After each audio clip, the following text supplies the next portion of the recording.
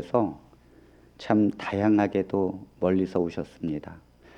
안양에서 2시간 반 걸려서 지하철 타고 버스 타고 오시고, 또 사당에서 또 지하철 타고 버스 타고 오시고, 또 천호동에서도 오시고, 또 의정부에서 오고, 우리 다산에서 오고.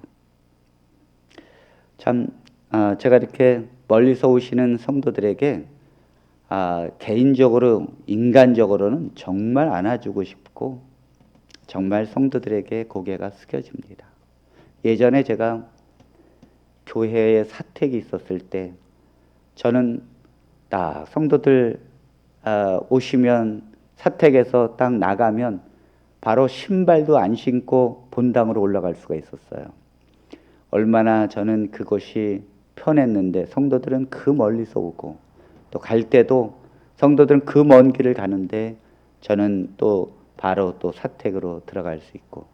참 여러분들의 신앙이 목회자보다 훌륭하십니다.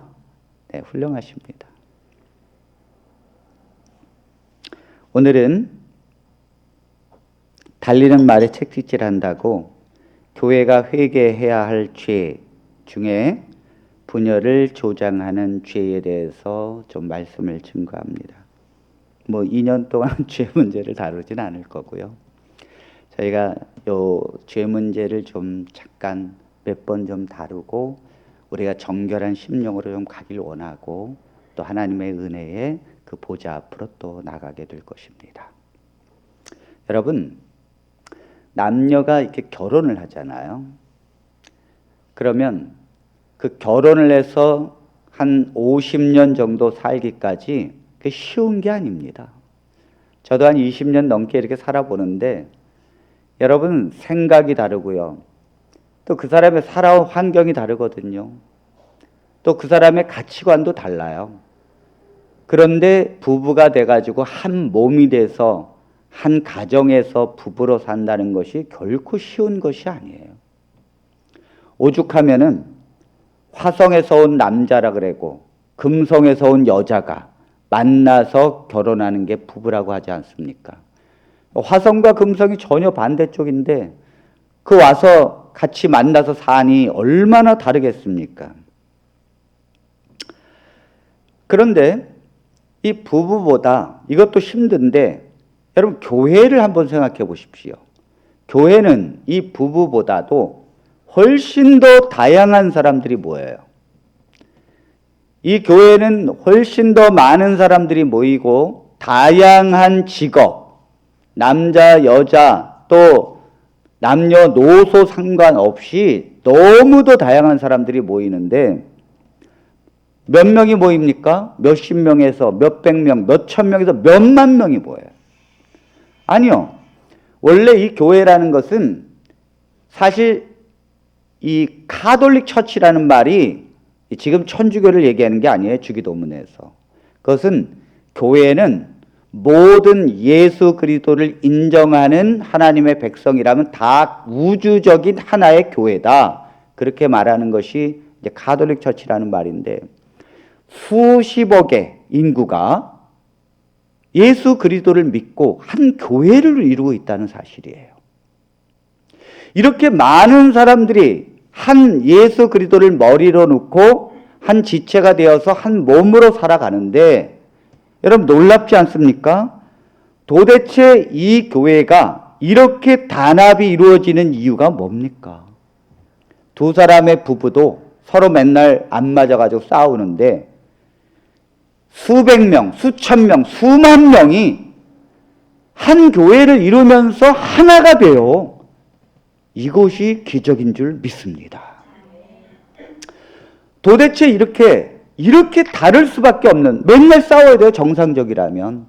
그런데 이렇게 많은 사람들이 딱 하나가 되는 이유가 뭘까요? 그건 바로 성령 하나님이 묻고 있기 때문인 줄로 믿습니다. 자, 우리 에베소서 4장 3절 4절입니다. 평안에 매는 줄로 성령이 하나 되게 하신 것을 힘써 지키라. 몸이 하나요 성령도 한 분이시니 이와 같이 너희가 부르심의 한 소망 안에서 부르심을 받았느니라. 평안에 매는 줄로 성령이 우리를 하나 되게 하셨습니다. 아멘입니까? 그래서 몸이 하나고 성령도 한 분이시니 그 다음 절이 생략됐지만 믿음도 하나고 주도 하나예요. 우리가 믿는 대상도 하나입니다. 예수 그리스도 하나님. 그리고 그 예수 그리스도를 믿게 하시는 분도 한 분이십니다. 성령 하나님이십니다. 그래서 우리는 하나라는 것입니다. 그런데 이걸 힘써 지키라는 이 말이 무엇입니까? 이것은 저절로 되는 게 아니라는 거예요. 성령이 우리를 하나로 묶지만은 언제든지 이것은 하나에서 분열될 수 있다는 거예요.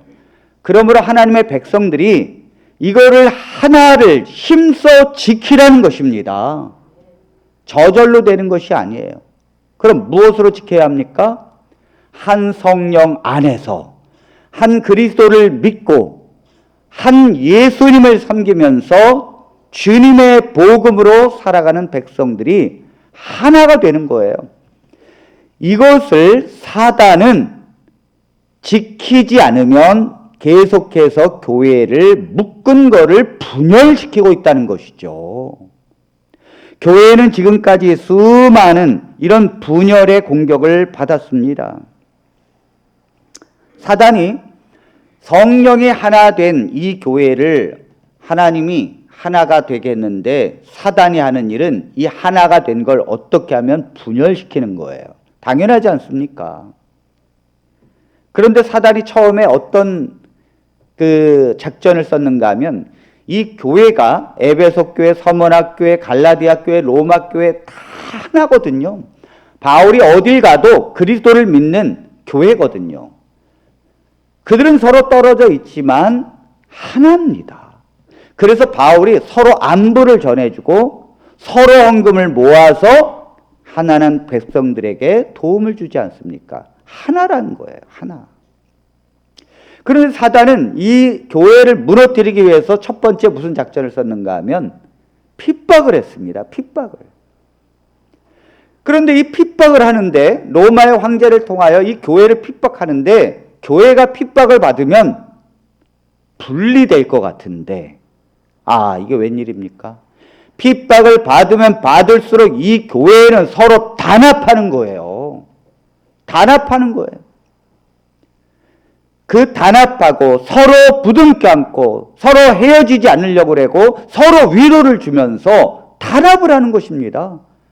그래서 카타콤으로 내려가서 그 무덤 지하 껌껌한 곳에서 모든 어려움을 감내내면서도 하나가 돼서 이 핍박을 견뎌내더라는 거예요. 아하, 사단은 이 핍박을 하면 교회가 갈라질 줄 알았는데 전혀 아니라는 거예요. 그래서 사단이 핍박을 하다가 두 번째로 작전을 바꿨습니다. 그게 뭐냐면 교회를 분열시키는 것입니다. 분열을 시킬 때 교회가 무너질 수 있다는 거예요. 사단이 정말 마지막으로 이 교회를 공격하고 사단이 무너뜨리려고 하는 작전 중에 하나가 분열을 조장한다는 거예요. 분열을. 미국의 콜로라도 지방에 큰 나무가 있습니다. 근데 그 나무가 한 400년이 넘었어요. 그러니까 이 나무는 청교도인들이 메이플라워를 타고 영국에서 올 때도 이렇게 지켜봤을 것입니다. 오는구나 이렇게.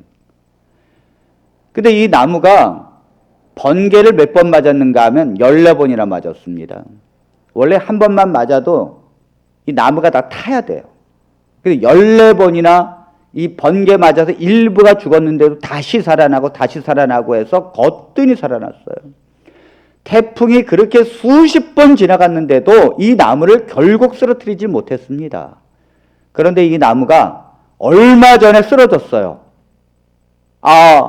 식물학자들이 번개에도 쓰러지지 않고 태풍에도 끄떡 없는 이 나무가 왜 갑자기 쓰러졌을까? 번개도 안 치고 태풍도 안 불었는데 봤더니 한 풍뎅이가 날라와가지고 나무에다가 알을 깠어요. 그랬더니 이 알이 속으로 들어가가지고 이 벌레가 내부에 번식을 하더니 갉아먹기 시작해가지고 안에가 썩기 시작해서 이 나무가 넘어간 것입니다. 야, 외부에 비바람이 불고 번개가 쳐도 끄떡하지 않는 이 나무가 안에부터 썩어 들어가니까 넘어지더라는 거예요. 야, 교회가 그렇다는 거예요. 교회는요, 외부에서 핍박을 하잖아요. 요즘 신천지가 어떻게 됐나 봤더니 내부적으로 얼마나 더 결속력 있게 가는지 모릅니다. 왜요? 외부에서 핍박이 있으니까 자기들끼리 똘똘 뭉쳐서 그 인터넷 서로 이게 이 문자와 또 이게 영상을 통해서 하나가 돼가지고 예전보다 더 그 이만희 그 사람이 이제 감옥에 들어가니까 더 철저하게. 그러나 교회는 이런 핍박 속에서도 잘 견디지만 가장 약한 게 뭐냐면 분열입니다. 분열. 이 내부의 분열. 이것이 가장 어렵다는 거예요. 그래서 이 맹수가 자기의 이 먹잇감을 사냥할 때 이 약한 동물들도요, 위기가 닥치면 모입니다. 단합을 합니다. 그럼 이 맹수가 그 단합하는 약한 동물이지만 단합했을 땐 방법이 없어요. 이 맹수가 결국 이 단합을 풀어야 합니다. 그러니까 어떻게 하는가 하면 한 맹수가 달려가서 그 중앙으로 돌진을 합니다. 그러면 돌진하는 이유가 한 마리를 잡기 위해서가 아니에요. 이 단합을 무너뜨리는 것이죠. 그러면 이 어린 이 약한 동물들이 단합했던 이 동물들이 겁을 먹고 분열되는 거예요. 그때 달아나는 거를 잡아먹는 거죠. 이만큼 이 분열은 무섭다는 거예요. 오늘날 이 교회들이 무너지는데 대부분 어떻게 무너지는가? 외부의 핍박 때문이 아니에요. 대부분은 분열 때문에 무너집니다. 특별히 신천지가 교회를 통째로 집어삼키는 작전을 옛날부터 폈어요. 그걸 이제 신천지 용어로 산 옮기기 작전입니다. 산 옮기기 작전. 신천지 교인이 한 사람이 딱 들어와서 1년, 2년을 지나면 이 100명 정도 되는 이 교회가 통째로 신천지로 돼버립니다. 우리가 저기 뒤에도 신천지는 출입 금지한다고 써붙였어요. 신천지 이단은 출입 금지. 어떤 분들은 그래요. 이런 거 왜 붙이느냐고. 신천지도 다 포용해서 복음 듣고 구원받게 해야지. 왜 이런 걸 써붙이느냐고. 그런 분들은 이상주의예요. 신천지를 못 만나봐서 그렇습니다. 신천지가 한번 들어오면 어떻게 교회를 무너뜨리는지를 경험을 안 해봤으니까. 제가 조그만 교회를 좀 맡아보려고 그랬습니다. 처음에. 그래서 제가 교회를 이렇게 좀 어디 교회가 좀 있나 알아봤더니 교회가 참 작은 교회들이 많이 나왔는데 거기 목사님들하고 통화를 해보면 거의 30% 이상이 신천지 때문에 교회가 망한 거예요. 신천지 한 사람이 들어왔는데 교회가 1년 만에 쑥대밭이 된 것입니다. 그거를 못 막는다는 거예요. 못 막는다는 거예요. 막을 길이 없다는 거예요. 그래서 어떻게 교회를 이렇게 바꾸는가? 자, 신천지가 들어와서 교회를 분열시키는 방법이 있다는 거예요. 그래서 산을 옮기는 방법. 이 교회를 신천지로 옮긴다는 거죠. 어떻게 하는가 하면 처음에 교회가 전도회를 하는 곳을 가만히 봅니다.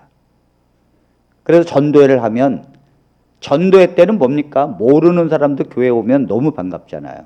전도회 때 오니까 그 전도회 때 딱 들어갑니다.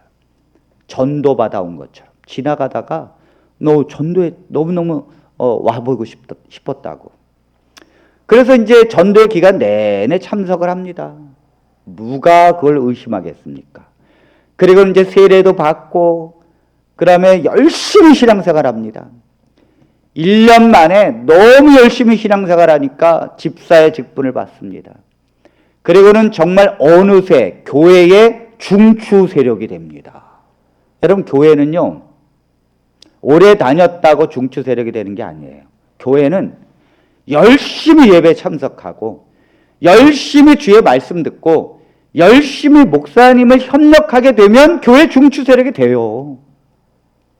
그러니까 신천지 교인이 들어와서 얼마든지 열심히 해서 이제 중추 세력이 되지요. 그리고 나서 어떻게 하는가 하면 이 신천지 교인이 들어와서 제일 가장 목적하는 바가 뭐냐면 목회자를 쓰러뜨리는 거예요. 목회자를 쓰러뜨리면 지도자를 치면 양은 흩어집니다. 지도자를 치면 양은 무너지는 거예요. 그래서 이 목회자가 교회에 딱 있기 때문에 이걸 산을 옮길 수 없어요. 그래서 제일 먼저 저 목사를 넘어뜨릴 수 있다면 얼마든지 가능합니다. 그래서 목사를 넘어뜨리기 위해서 이 신천지 교인은 철저하게 작전을 쓰는데 어떻게 하는가 하면 일단 교회에 들어오게 되면 자기의 사람들을 만듭니다. 어떻게 만드는가 하면 누가 병원에 입원했으면 웬만한 성도들은요 그냥 전화 한 통화 해요. 근데 이 성도는 찾아가고 또 찾아가고 죽 써서 가고, 사람이 힘들고 외로울 때 옆에서 함께 있어주는 사람은요 자기 편이 되는 거예요. 간단해요. 어렵고 힘들고 배고플 때 그 사람에게 먹을 걸 주는 사람의 말을 듣지 목사님 말 듣는 게 아니에요. 실제로. 그러니까 신천지인이 와서 정말로 외롭고 힘들고 특별히 또 목사님 한마디에 또 상처받은 사람이 있으면 바로 가서 위로를 합니다. 얼마나 위로를 하면서, 그러니까 이 사람은 점점 그 사람을 의지하게 되고 그 사람의 밥을 먹게 되고 그 사람의 은혜를 받게 돼요. 그리고는 어느 정도 입지를 갖고 있습니다. 그리고는 또 전도회 때마다 열심히 전도합니다. 그래서 3명, 4명, 10명을 데리고 와요. 근데 다 뭐예요? 신천지인 데리고 온다니까요. 전도회 때. 그러면 아무도 의심하지 않고 더욱더 이 신천지 교인들이 중추 세력이 됩니다. 이제 어느 정도 되면 그 다음에 어떻게 하는가 하면 목사님의 약점을 드디어 잡습니다. 어떻게 잡는가 하면 목사님이 사랑이 좀 없으신 것 같아. 그 다음에 목사님이, 우리 목사님은, 담임 목사님 너무 돈을 밝히시는 거 아니야? 우리 목사님은 영적이신 것 같지는 않아. 아주 단순한 약점을 잡아요. 근데 이것이 여러분 사람 말이라는 게 한 사람이 그렇게 얘기해서 다른 사람이 동조를 안 하면요 이거 의미가 없어요. 그런데 이미 신천지 교인이 10명 이상 있거든요. 그리고 이 사람이 밥을 먹인 게 벌써 몇 번이에요. 위로를 한 게 몇 번입니까? 병원을 찾아간 게 몇 번이에요. 전화로 그 사람과 함께 한 게 몇 번이냐고 지금까지. 그러니까 이 사람이 한마디 하니까 다른 사람들이, 신천지 교인이 나도 그렇게 생각해. 그 다음 또 여기저기서 맞아, 나는 오래전부터 그렇게 생각했어. 그러니까 밥을 얻어먹은 사람이 또 한마디 거들어야 되잖아요. 그러고 보니까 그러네. 이렇게. 사람 말이라는 게 내가 혼자 생각하는 게 아니라 다른 사람들이 그렇게 생각하는 사람이 있고 그러면 또 그걸 자꾸 듣잖아요. 그러면 실제로 그렇게 들려요. 실제로. 이게 사단의 전략입니다. 잘 보십시오. 창세기 3장 4절 6절, 사단이 뱀을 이용해서 하와를 어떻게 유혹하는지를 보겠습니다. 뱀이 여자에게 이르되 너희가 결코 죽지 아니하리라. 너희가 그것을 먹는 날에는 너희 눈이 밝아져 하나님과 같이 되어 선악을 알 줄 하나님이 아심이니라. 여자가 그 나무를 본즉 먹음직도 하고 보암직도 하고 지혜롭게 할 만큼 탐스럽기도 한 나무인지라. 여자가 그 열매를 따먹고 자기와 함께 있는 남편에게도 주매 그도 먹은지라. 하나님께서 이 선악과는 사실 절대 먹지 말라고 그랬지요. 그래서 하와는 원래 먹고 싶은 마음이 없었습니다. 그런데 이 사단이 마침 이 하와가 그 옆에 갔을 때 이 뱀을 이용해 가지고 이 사단이 하와에게 뭐라 그러는가 하면 너희가 이것을 먹으면 결코 죽지 않을 것이다. 너희가 그것을 먹는 날에는 너희 눈이 밝아진다. 아니 이게 뭐 블루베리입니까? 그걸 먹으면 눈이 밝아진다는 거예요. 눈이 밝아지니까 하나님과 같이 되어서 선과 악을 드디어 본다는 거죠. 이 말이 사단이 이 말을 했을 때 여러분 안 들었으면 모를까? 그 말을 듣는 순간 시각이 바뀌어져요. 선악과가 다르게 보인다고요. 이 말을 듣는 순간. 예전엔 선악과가 그렇게 그냥 하나님이 먹지 말라 그랬까? 어휴 선악과 저거. 아유 맛도 없어. 그러니까 먹지 말라 그러지. 어휴 가까이 가지도 말아야지. 그랬는데 뱀이 요거를 먹으면 죽지 않을 것이고 요걸 먹으면 눈이 밝아져서 하나님 같은 수준으로 돼서 선과 악을 분별할 수 있는 능력이 생긴다고. 그 말을 듣는 순간 선악과를 봤어요. 아, 보암직해. 왜 이렇게 잘생기고 이뻐? 그 다음에 뭐야? 먹음직해. 그게 너무너무 맛있게 보이는 거예요. 이 말을 듣는 순간. 그래서 거기 뭐라 했어요? 그 나무를 본즉 이 말을 듣고 보니까 먹음직도 하고 실제로 보암직도 했어요. 이 사단이 목사님을 통해서 한마디를 하는 순간 사람들은 갑자기 그렇게 보이기 시작하는 것입니다. 아, 목사님이 돈을 좋아하는 것 같아. 그러면 부자하고 몇 마디 나누고 있으면 역시 그렇구만. 돈을 좋아하는구만. 그게 보인다니까요, 그렇게. 간단합니다. 지도자 쓰러뜨리는 건 간단해요.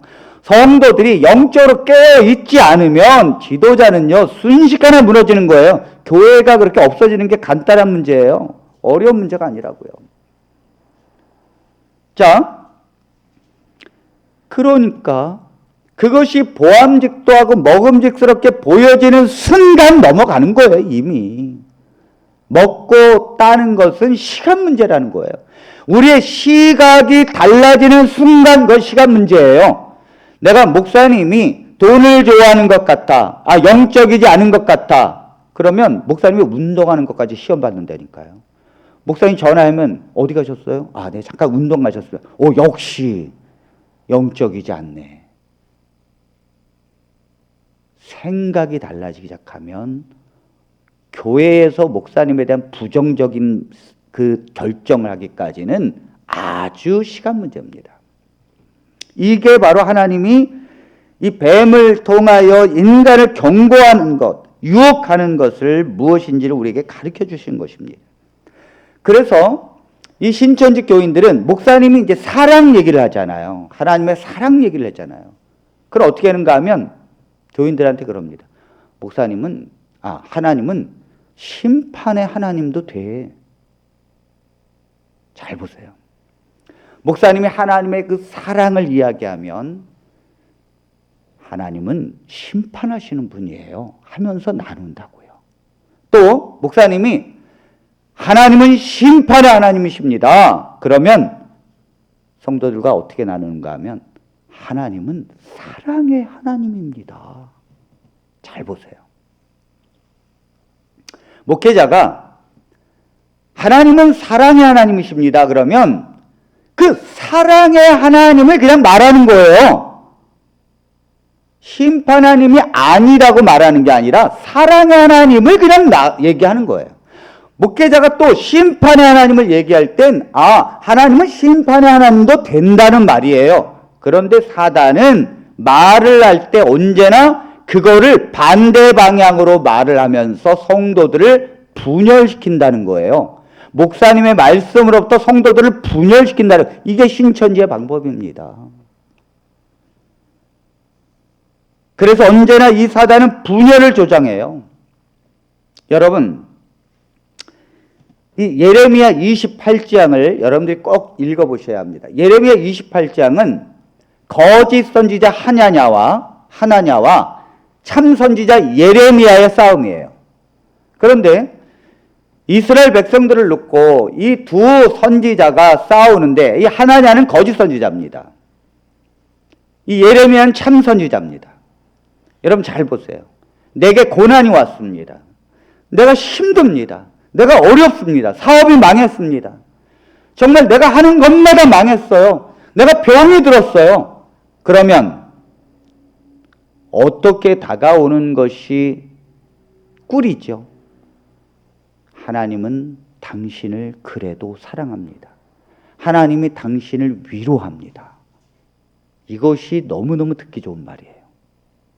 사단은 성도가 어려울 때 어떻게 다가오는가 하면, 사단은 위로하고 하나님의 사랑과 은혜로 다가옵니다.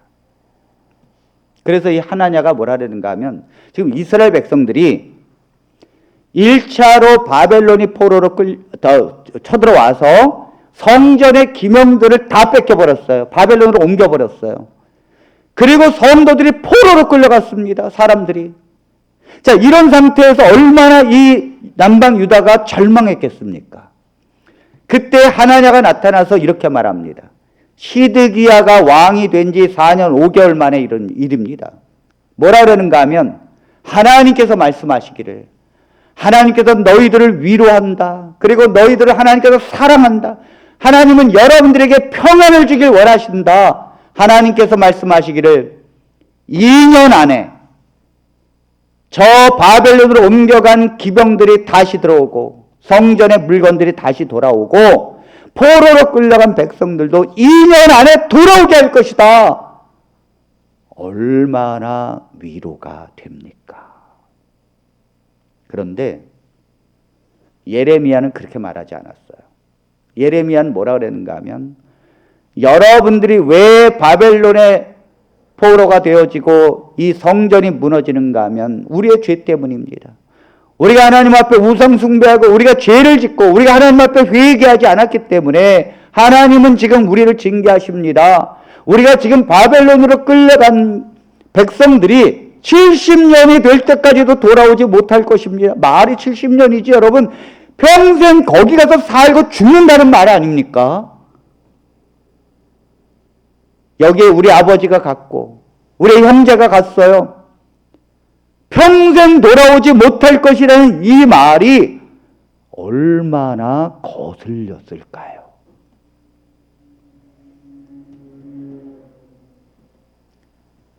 그래서 하나님께서 말씀하십니다. 이 고난과 이 역경 속에서 위로를 가지고 찾아가는 이 하나냐가 금년에 죽게 할 것이다. 그래서 그 금년에 7월 달에 죽었어요. 진리를 선포하고 고난이 올 때 백성들에게 하는 것은요, 위로가 아니에요. 그 고난이 오는 원인, 도대체 우리가 뭐 때문에 고난이 오느냐, 하나님 앞에 우리가 바로 서야 될 게 무엇이냐. 여러분, 욥이 고난 당할 때 욥의 친구들이 와서 죄 문제를 다뤘지요. 그런데 하나님도 죄 문제를 다뤘습니다. 너가 죄가 없다고 보느냐? 아니라는 거죠. 그렇게 의롭게 생각하던 욥도 하나님이 고난을 통해서 물은 건 너의 죄라는 거예요. 너가 스스로 의롭다고 생각하는 그 죄. 하나님이 이 모든 우주의 왕이시고 우리를 창조하셨을 뿐만 아니라 이 기초를 놓으신 그 하나님 앞에 인간이 따지는 것도 죄라는 거예요. 하나님 앞에 항의하는 것도 죄라는 거예요. 그러니까 욥이 얼마나 큰 죄인인지 그 고난 속에서 알게 됐다는 것입니다. 여러분, 우리가 이 고난을 당할 때 하나님께서 우리에게 말씀하시는 건 죄 문제예요. 죄 문제. 그러니까 이 예레미야 선지자가 백성들에게 죄 문제를 다가가고 죄 때문에 여러분들이 70년이 지나게 될 것이다. 그러니까 왕을 비롯해서 이 백성들이 예레미야 선지자를 얼마나 미워했는지 모릅니다. 결국은 시스기야 왕 때 감옥에 갇혔고요. 제 애굽에 가서 감옥에 갇히고 비참하게 죽습니다. 예레미야 선지자. 그러므로 우리가 교회에 사단이 어떻게 온다 그랬어요? 신천지인이 들어와서 사람 한 명 한 명을 위로하고 자기의 사람으로 만든다는 거예요. 그리고 분열을 조장한다는 것이죠. 여러분, 목사님이 그래서 성도들한테 때로는 죄에 대해서 이렇게 얘기해요. 여러분들이 죄에 대해서 회개해야 합니다. 우리의 나의 죄 때문에 이 고난이 오고 이 교회가 어렵고 이 나라가 어렵다면 그 죄를 회개해야 합니다. 그러면 신천지는 교인들한테 말합니다. 하나님은 사랑의 하나님이고 여러분들을 지금 위로하길 원한다. 이것이 사단의 말이에요. 그러므로 이 신천지인이 이제 이렇게 목사님과 분열되게 만들면 어느 순간 보면 목사님이 교인들이 목사님의 마음에서 이제 교인들이 목사님으로부터 벌써 마음이 떠나 있어. 보면 떠나 있어. 그럼 이제 결정적인 증거를 잡습니다. 신천지인 몇 명이 두세 명이 목사님을 함정에 빠뜨릴 결정적인 증거를 만들어요. 그리고 결국 목사님을 보냅니다. 왜요? 교회 위원회가 거의 신천지인이 90%니까. 그리고는 그 위원회 때 말합니다. 우리가 알고 있는 정말 훌륭한 목사님이 계시다고. 그 목사님은 선교사로 20년간 목회를 하다가 이번에 들어와서 쉬고 계시다고. 그러니까 선교사가 제일 좋아요. 왜? 추적이 어렵잖아요. 추적이. 그 목사님이 어느 교회에 있었더니 추적이 안 되잖아요. 이 선교사는 저 아프리카니까 추적이 불가능하니까 그 선교사를 20년 동안 가서 봉사를 하다가 왔더니 검증된 거 아닙니까? 거기다가 교회를 안 맡고 지금 쉬고 있다니 이 얼마나 기막힌 타이밍입니까? 그래서 모시고 오면 그 목사님이 이제 신천지 목사님이죠. 그래서 그 교회가 신천지 교회가 되는 것입니다. 여러분, 이러한 일들이 신천지인이 들어와서 하는 게 아니에요. 이거는 사단이 교회를 무너뜨리는 방법을 신천지인들이 배워서 그대로 하는 거예요. 신천지인이 꼭 오지 않더라도 이 교회는, 하나님의 교회는 언제나 그런 방법으로 무너지더라니까요. 자, 여러분, 지도자를 흔드는 게 얼마나 위험한가. 모세가 십보라 부인이 죽었습니다. 그리고는 죽고 난 뒤에 아마 얻은 것 같아요. 구스 여자를 아내로 맞이했습니다. 그랬더니 미리암이, 그 누이가 미리암이 막 비방하잖아요. 모세를 비방하잖아요. 잘 보십시오. 성경에는 다 나와 있지 않지만 이게 어느 날 갑자기 어떻게 비방을 하겠습니까? 이것을 아마도 백성들 중에 모세를 원망하고 불평하는 백성들이 기회를 보다가 모세가 구스 여자를 얻는 순간 백성들은 찾았을 것입니다. 뭘요? 우리를 대변해서 모세에게 항거할 사람. 그게 가장 누굽니까? 모세의 옆에 있는 미리암과 아론이죠. 항상 이 악한 사람들은요, 목사님에게 말할 대타를 찾아요. 항상. 그래서 희생양이 누가 되는가 하면 장로님이 희생양이 되는 거예요. 이 장로님은 아무것도 모르고 이제 성도들이 막 뭐라 그러면 아이고, 성도들 대신해서 목사님에게 내가 말해야겠다. 그래서 장로님들이 장로가 되면 변해버려요. 왜 변해버리는가 하면 장로가 변하려고 하는 게 아니라 성도가 변화시켜버려요. 왜요? 이 장로님을 평신도 지도자로 만들면서 목사를 대항할 수 있는, 목사를 막을 수 있는, 백성들의 말을 대변할 수 있는 지도자로 세운다니까요. 그러므로 이 장로님은 아무것도 모르면서 목사님을 대항해요. 성도들이 그렇게 이야기하면 그런 시각으로 목사님을 봅니다. 그래서 목사님에게 말하는 거예요. 거기에는 항상 뒤에서 조정하는 사람들이 있다는 거예요. 조정하는 사람들이. 그러니까 이 백성들이 아마도 그렇게 했을 거예요. 그러니까 이 미리암이 모세를 향해서 원망합니다. 이 구스 여자를 얻었다고 원망합니다. 그런데 하나님께서 이 미리암에게 문둥병이 내렸어요. 문둥병이. 아니 왜 모세에게 그렇게 말하고 불평했다고 해서, 모세에게 그렇게 말했다고 해서 왜 문둥병이 내립니까? 사실 목회자가 구스 여자를 얻은 것이 어떤 배경에서 얻었다는 건 정확하게 몰라요. 그게 만일 십보라가 살아있을 때 구스 여자를 얻었을 수도 있습니다. 어떻든 간에 그것이 흠이 될 만한 거였어요. 그러니까 한 거였죠. 그런데 왜 하나님은 모세를 가만두고 왜 미리암을 칩니까? 하나님의 종은요, 성도에 의해서 징계받는 게 아니에요. 여러분 잘 이해를 하셔야 합니다. 하나님의 종은 하나님이 선택해서 사명을 준 자예요. 그러므로 이 하나님의 종이, 목회자가 완벽하고 흠이 없어서 이 길 가는 게 아니라니까요. 목회자도 흠이 있어요. 가정적으로 문제 있고요. 목회자도 성격적으로 문제 있을 수 있습니다.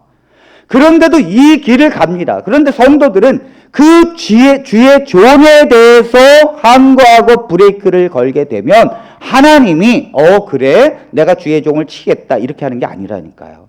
하나님이 주의 종을 대항한 자를 심판하십니다. 이유가 뭐냐면 하나님이 선택해서 하나님이 이 백성을 향해서 하나님의 말씀을 선포하고 이 백성을 옳은 대로 인도하라고 보낸 사명자예요. 그러므로 지도자는 사명만 하면 되는 거예요. 사명만 하면 된다니까요. 말씀을 바르게만 전하면 돼요. 백성들은 그 지도자를 통해서 말씀을 듣고 하나님께서 말씀해 주신다는 것을 믿고, 왜요? 말씀이 있으니까. 그 말씀에 맞으면 하나님께서 오늘 이 말씀을 통해서 우리에게 이렇게 말씀하시는구나. 그걸 듣고 그 말씀대로 가면 됩니다. 그럼 주의 종은요, 하나님이 징계한다니까요. 당연하지 않습니까? 하나님이 선택했으니 당연히 잘못 가면 하나님이 징계하는 거죠. 한오락이 없이 하나님이 주의 종을 징계하십니다. 그건 성도들의 권리가 아니에요. 성도들이 주의 종을 쓰러뜨릴 수 없습니다. 그러니까 하나님께서 미리암을 심판하는 것입니다. 왜 내 종을, 내가 선택한 걸 너가 건드리느냐 이거죠. 교회는요, 사단이 주의 종을 건드린다고요. 자꾸. 그런 일이 대한민국에 수두룩하게 있습니다. 특히 개척교회가 아닌 교회들 보십시오.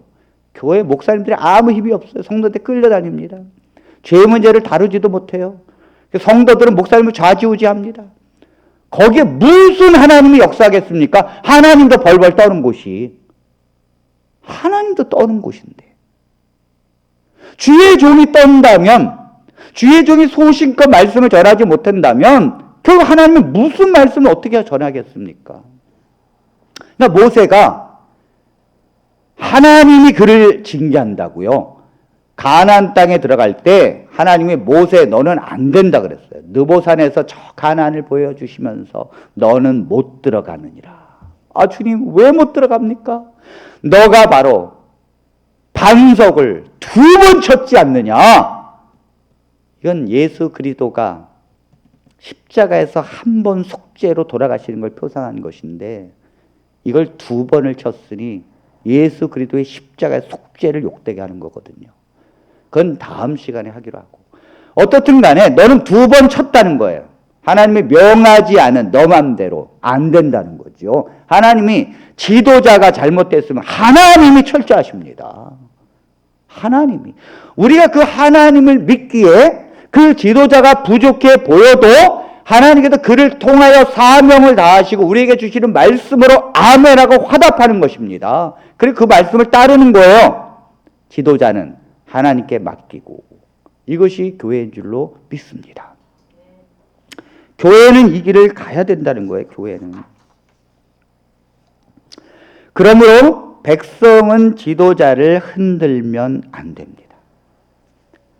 이 지도자가 백성들이 본인이 생각하기에 마음에 안 들 수도 있어요. 아니, 사람이니 왜 다 마음에 들겠습니까? 그런데 이 마음에 안 들면 두 가지 중에 하나 하면 됩니다. 첫 번째는 기도하면서 하나님, 그래도 마음에 안 드는 중에도 주께서 말씀하시니 듣겠습니다. 이런 길을 가든지, 아니면 정 안 맞으면 교회를 떠나면 되는 거예요. 조용히 가면 됩니다. 왜요? 여러분, 하나님이 종을 선택할 때는, 여러분, 이게 교회가 여기도 수도 없이 많아요. 근데 교회마다 색깔이 다 달라요. 색깔이. 사람도 다양하니 하나님께서 교회도 다양하게 하셨어요. 본질은 같은데 색깔이 다르다고요. 사람이 얼마나 다양합니까? 그러니까 주의 종을 하나님께서 선택하는데, 하나님께서 선택할 땐 그 사람의 색깔이 노란색이니까 선택하는 거예요. 아, 그러니까 여긴 노란색 교회를 만들어야겠다. 하나님께서 저 종은 빨간색이야. 아, 그럼 저 종을 선택해. 그럼 거기는 빨간색 교회를 만들겠다. 그래서 노란색을 좋아하고 코드가 맞는 사람은 노란색 교회로 오는 것이고, 나는 빨간색이 좋은데, 그럼 빨리 뭐예요? 빨간색 교회로 가야 돼요. 이것은요, 여긴 노란색이고 저건 빨간색이고, 아, 우리가 왜 노란색이야? 우리는 틀렸어. 이게 아니라 다른 거예요. 다른 거. 만일 교회가 다 똑같다면, 아니 그러면 왜 우리가 다른 이 교회 저 교회 막당이죠. 똑같다면. 색깔이 있고 나와 코드가 맞는 곳이 있습니다. 그 안 맞는 거를 계속해서 주의 종을 흔들고 붙들게 되면 결국은 그게 뭐냐면 죄만 짓는 거라니까요. 분열을 일으키는 죄만 짓는 거니. 그건 하나님의 철저한 심판이 있다니까요. 그럴 필요 없다니까요. 내가 안 맞으면 조용히 묵상기도 하면서 주님께서 내게 주시는 그래도 말씀이 있을 거야, 나를 이곳에 보내신 주의 뜻이 있을 거야 하면서 쓰지만 말씀을 받아들이고 겸손하게 가든지, 아니면 조용히 색깔 있는 대로 옮겨서 가든지. 교회를 어렵게 하지 말고 조용히 그 길을 가면 그 죄를 짓는 게 아니에요. 그러나 대부분의 떠나가는 성도들은요, 그 교회를 흔들고 또 나가서도 또 흔들어. 야, 제가 참 1년 전에 나가고 2년 전에 나가도요, 계속해서 성도를 흔들고 목회자를 흔들고. 그러니 얼마나 이 사단이 이 교회를 무너뜨리려고 애를 쓰는지 모릅니다. 오늘 우리가 이 시간에 그 하나님 뭐라고 말씀하십니까? 교회를 흔들고 목회자를 비방하는 그 말에 대해서 절대적으로 듣지 마라. 이게 오늘 핵심이에요. 듣지 말라는 거예요. 듣지 말라는 거예요. 그럼 왜 듣지 말라 하는가? 그것이 들어지는 순간 전염병처럼 퍼진다는 거예요.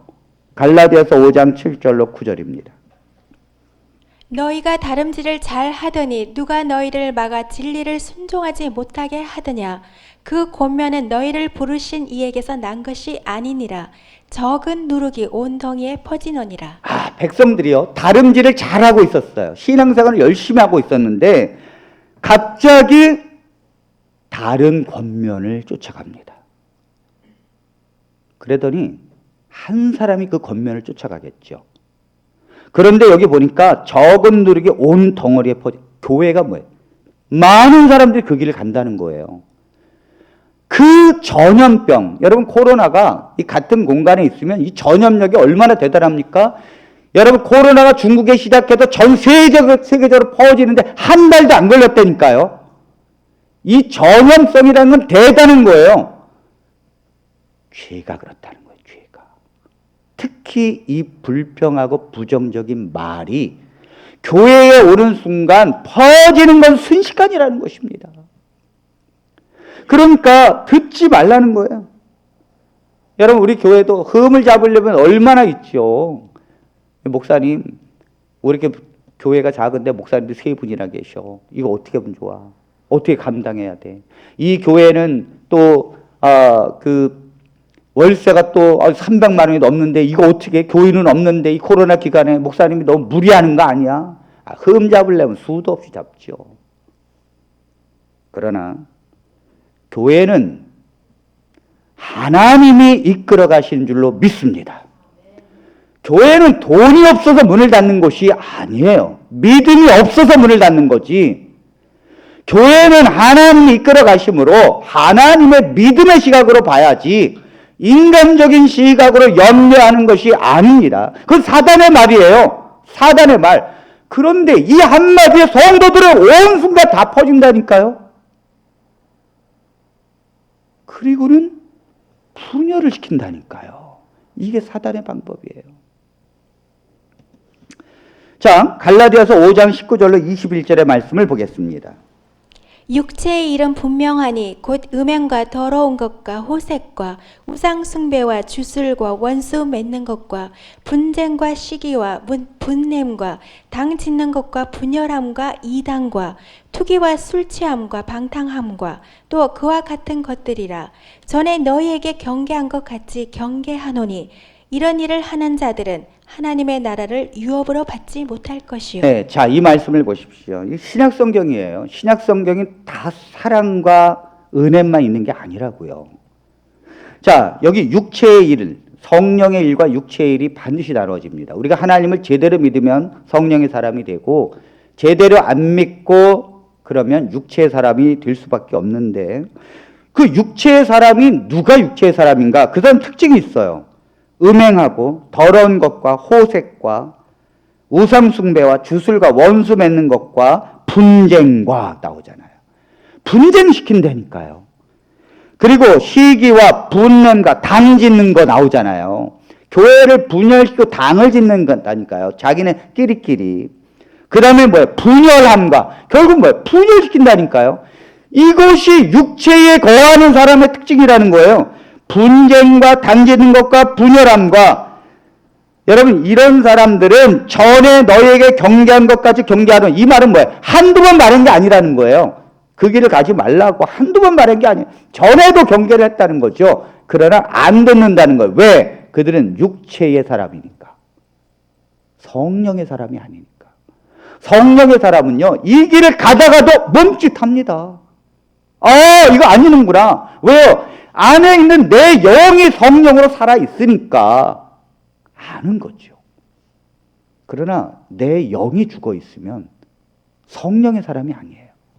이런 말씀이 들려와도 그 육신의 사람이기 때문에 개혁할 수도 없고 개혁할 의지도 없습니다.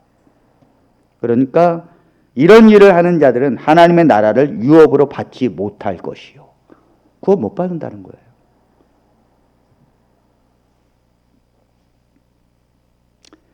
자, 유다서 1장 17절로 19절에 있는 말씀을 마지막으로 보겠습니다. 사랑하는 자들아, 너희는 우리 주 예수 그리스도의 사도들이 미리 한 말을 기억하라.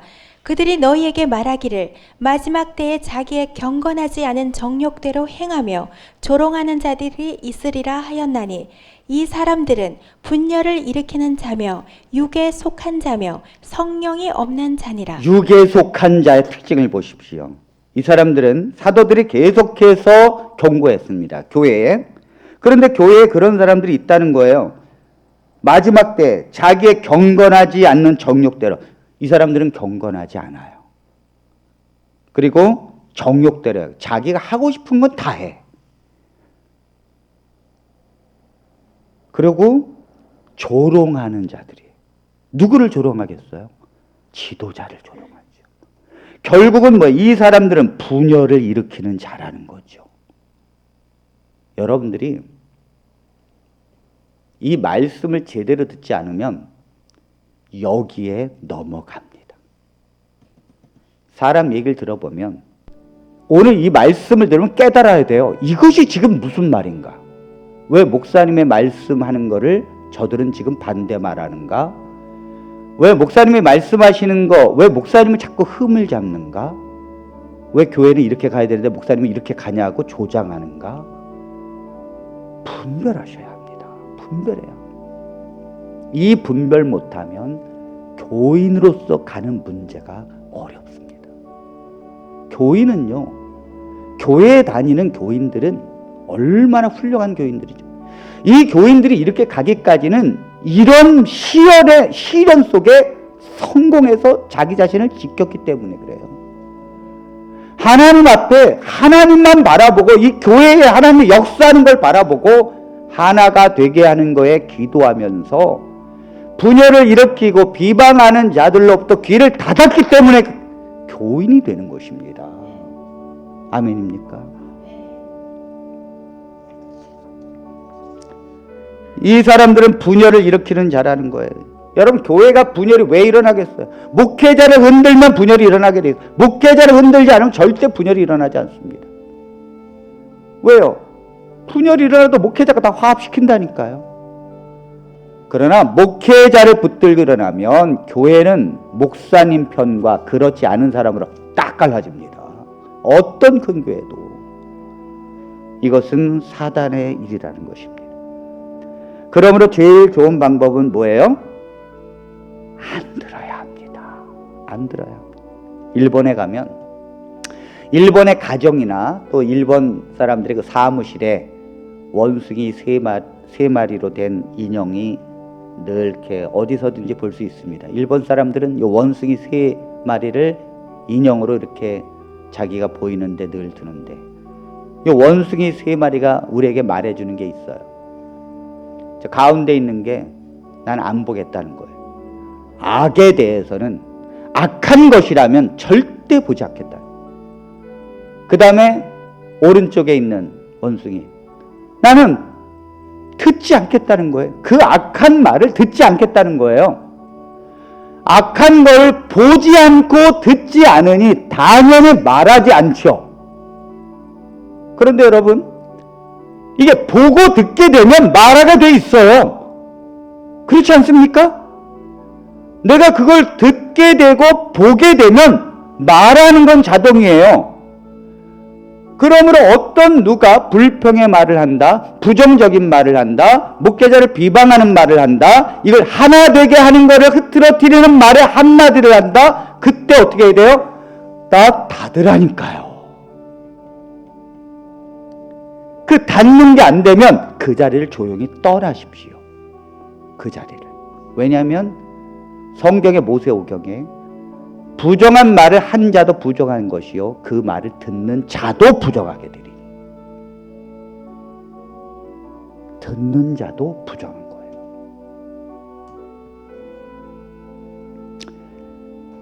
이 영의 세계는요, 전염이 되는 거거든요. 영의 세계라는 건 성령의 세계도 성령의 불을 받잖아요. 누구 한 사람이 뜨겁잖아요. 한 사람이 불을 받는 것은 어려워요. 처음에 불이 없는 곳에 불을 만들려니 이게 얼마나 어렵겠습니까? 비벼도 한참 비벼야죠. 그런데 한번 불을 붙인 거는 옆에 불을 붙이는 게 쉬워요. 그래서 성령의 불을 받는 한두 사람이 있으면요, 교인들이 쉽게 성령의 축복을 받습니다. 불이 붙습니다.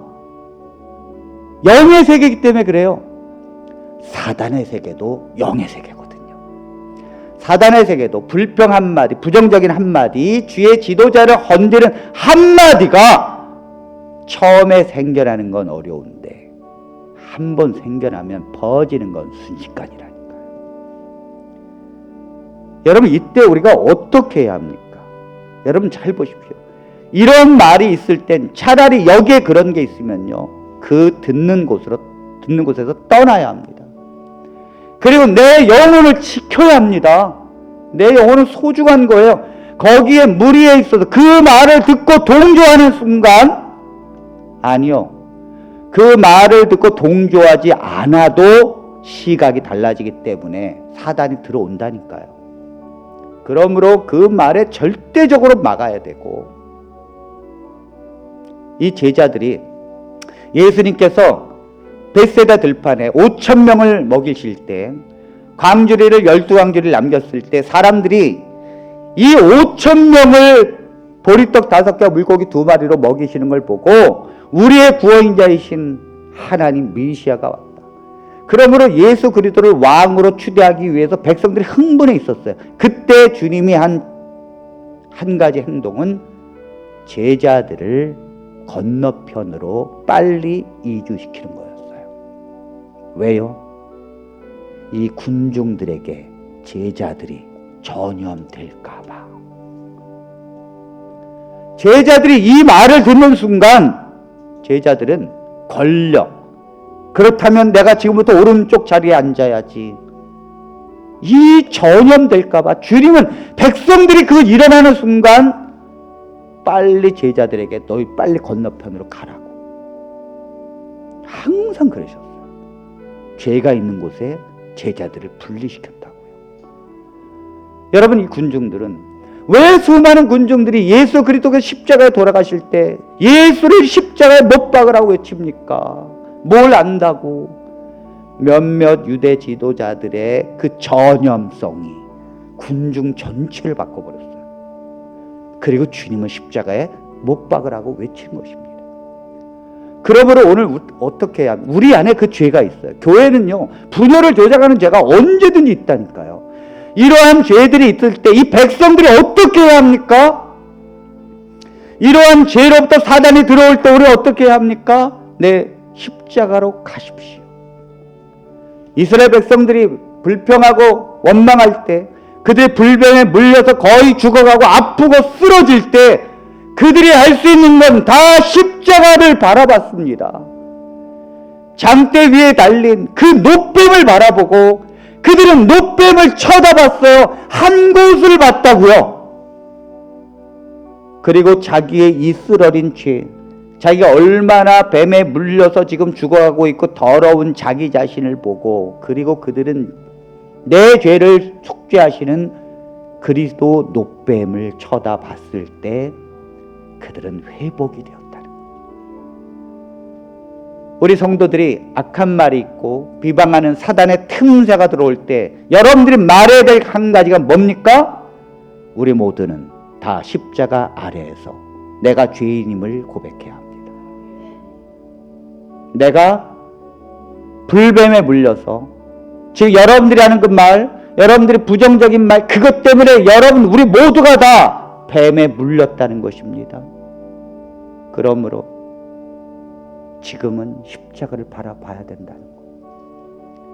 그리스도를 바라보고, 그리스도를 바라볼 때 성령이 다시 우리를 하나로 묶으십니다.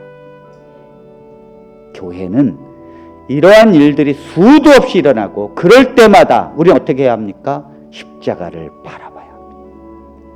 내가 죄인인 걸 고백하고 겸손하게 성령의 매는 줄로 다시 가야 합니다.